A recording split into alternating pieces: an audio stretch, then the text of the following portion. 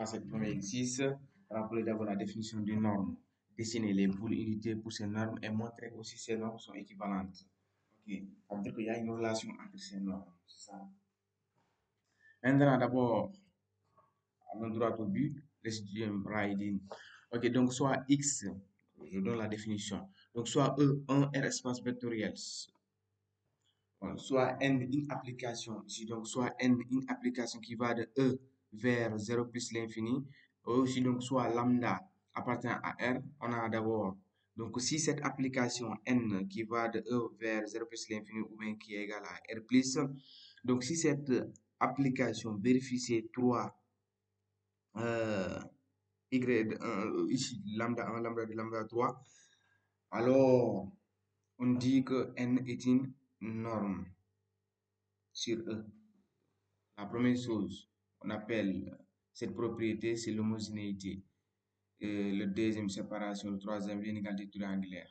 Donc, si une application vérifie l'homogénéité, la séparation et l'inégalité triangulaire, alors cette application est une norme. Ok, maintenant, donc, c'est ça qu'on va faire, c'est ça qu'on va rappeler ici. Donc, ici, pour la première, on a donc pour la première propriété, on a donc on a n lambda x égale à lambda nx, quel que soit x appartient à E. Ici, x appartient à E. On a ça, c'est l'homogénéité. Ça veut dire que donc, si lambda là, ce lambda, on le sort, on peut le sortir. On peut le sortir. C'est ça, l'homogénéité. Maintenant, pour le deuxième, séparation, ça veut dire quoi? Donc, si nx égale à 0, implique donc c'est x qui est égal à 0. Ce petit x là qui est égal à 0. Donc, si l'application est égale à 0, ça veut dire que c'est l'élément qui est égal à 0. L'élément qui se trouve à l'intérieur qui est égal à 0. Si ça est égal à 0, implique donc cet élément-là qui est égal à 0. Maintenant, on a donc pour l'inégalité triangulaire, donc on a donc n facteur de x plus y, ça c'est inférieur ou égal à nx plus ny, quel que soit x, y appartient à E. Donc si n vérifie ces trois propriétés, on dit que n est une norme sur E. Maintenant, donc pour démontrer maintenant pour la troisième propriété qu'on appelle l'inégalité triangulaire, ici on a valable sur de nx moins ny, ça c'est inférieur ou égal à n facteur de x plus y qui est inférieur ou égal à nx moins ny. Ok, ça j'ai donné la définition. On a répondu pour la première question qui était de donner la définition d'une norme. On a répondu sur la première norme. Maintenant, on va dessiner les boules unités de R carré pour ces normes. Maintenant, que vous dites d'abord boule unité? Boule unité, ça veut dire que c'est une boule de centre 0 et de rayon 1.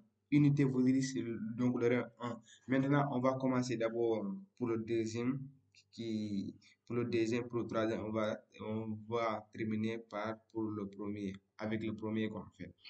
Maintenant, ici d'abord,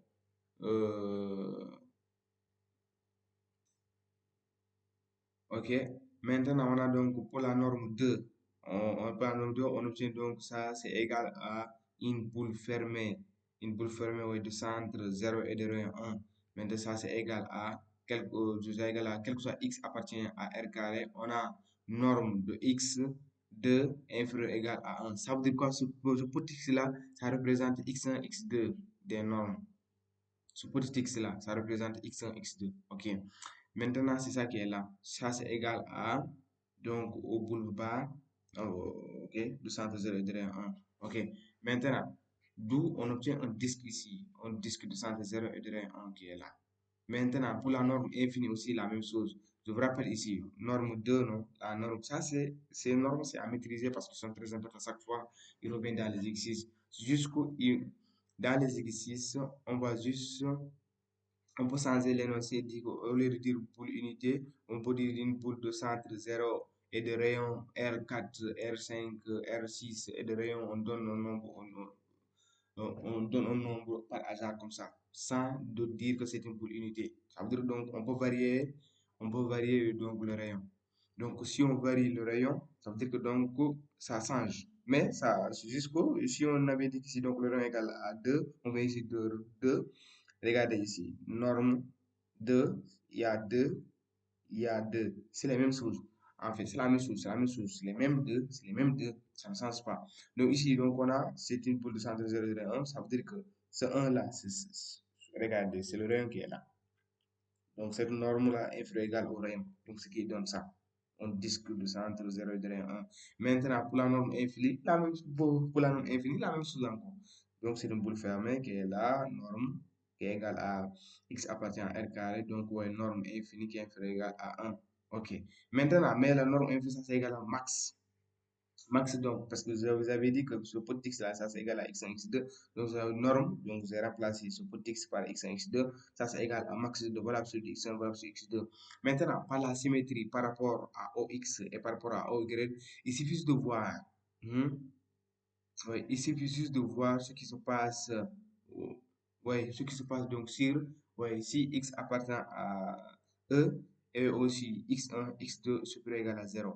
Donc, qu'est-ce qui se passe? Parce que puisque par la symétrie, bon, je vais vous montrer maintenant donc la figure, parce qu'on me demande de dessiner donc les boules unités.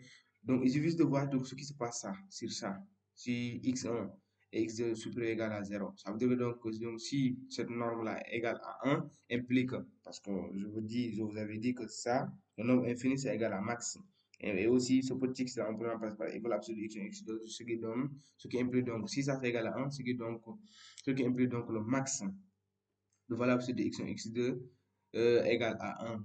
Donc, ce qui implique donc maintenant donc x1 est inférieur ou égal à x2 qui est égal à 1 ou x2 est inférieur ou égal à x1 qui est égal à 1.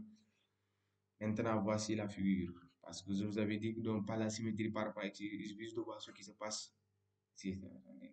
Par la symétrie par rapport à OX et OY, il suffit de voir ce qui se passe donc sur ouais, x appartient à E, ouais, x1, x2 supérieur ou égal à 0. C'est ça. Ce qui va nous donner ici donc un cercle fermé à l'intérieur, un cercle fermé à l'intérieur ouais, qui est là. Ok. Maintenant, pour la norme 1, oui, donc pour x1, x2 strictement supérieur à 0, on a donc ce petit x là qui est valable sur x1, x2 égal à 1 implique donc x1 plus x2 égale à 1. Donc x2, franchement, je tire en fonction de x1. Ça veut dire qu'ici, d'ici, je dis donc si x0 égale à 1, si x0 égale à 1, alors x2 égale, si x0 si x1 égale à 1, alors x0 égale à, non, alors x2 égale à 0. C'est comme ça en fait. C'est juste par une équation en fait. C'est comme x2 se remplace par y. Donc vous aurez donc y égale à 1 moins x. Après donc je trace. Donc si je trace, je vais obtenir ici une losange. Ok, qui est fermée. Maintenant, on remarque donc, si on associe ces trois normes, si on associe donc norme 1, norme 2 et norme infinie, on obtient cette figure-là.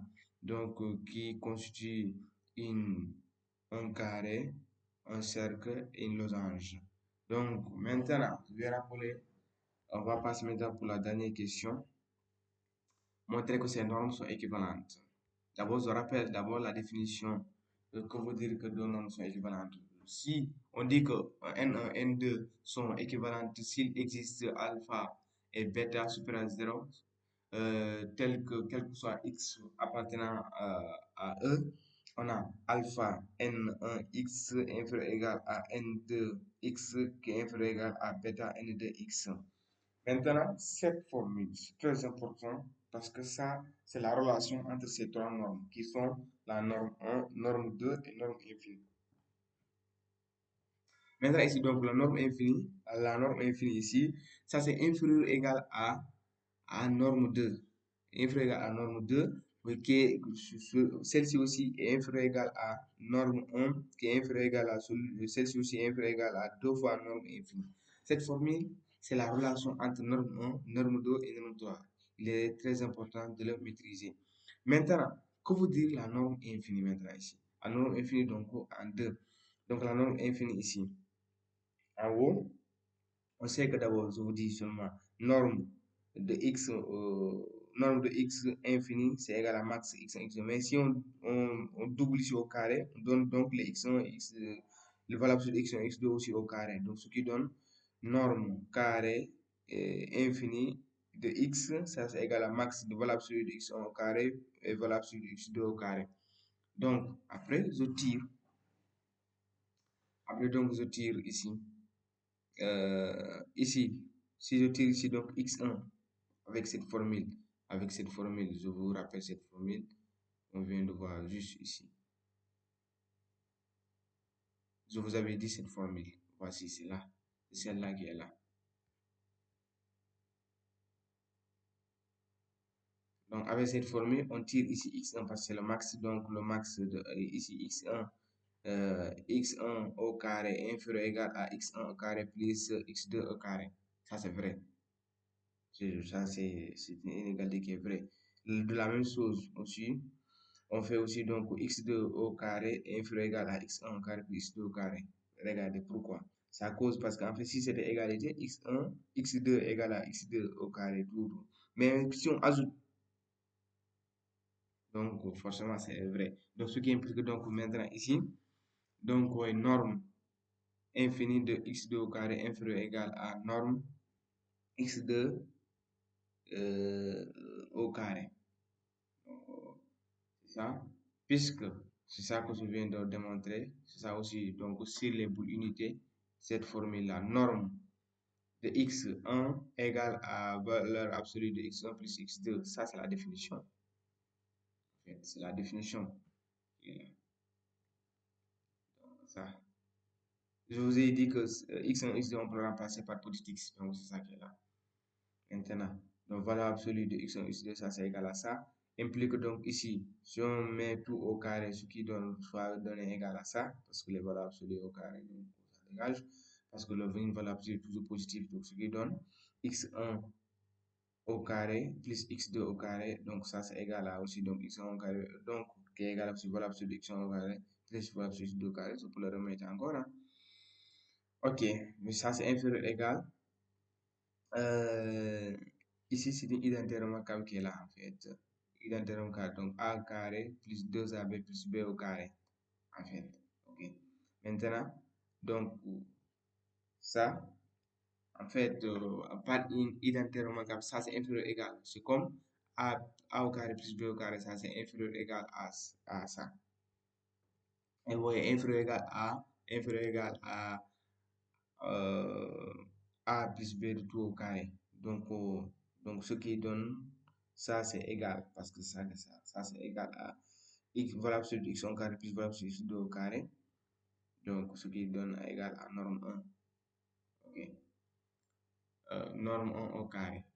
Maintenant, donc pour la norme 1, qui est égale à ça c'est inférieur ou égal à max de x1 over x2 plus max. Donc plus max aussi de x1, x2. Maintenant, ça c'est égal à 2 fois norme 10. Donc, on vient de démontrer. Maintenant, je vous fais une petite série en dimension. Ici, c'est remarque, en dimension finie, toutes les normes sont équivalentes. Ça, c'est à maîtriser. En dimension finie, toutes les normes sont équivalentes.